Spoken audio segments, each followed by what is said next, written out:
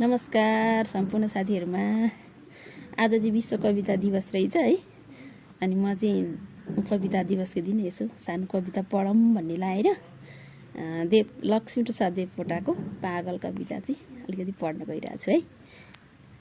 जरुर साथी म पागल, यस्तै छ मेरो हाल।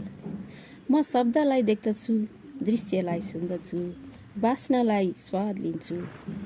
आकाश भन्दा पातला कुराहरूलाई छुन्छु।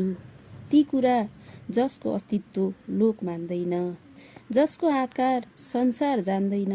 म देख्छु ढुङ्गालाई पुल, जब जल किनारका जलचिप्ला ती कोमल आकार पाषाण स्वर्गका जादु गर्ने मतिर हाँस्दा पत्रिएर नर्मिएर झल्किएर बल्किएर उठ्छन् मुख पागल झै।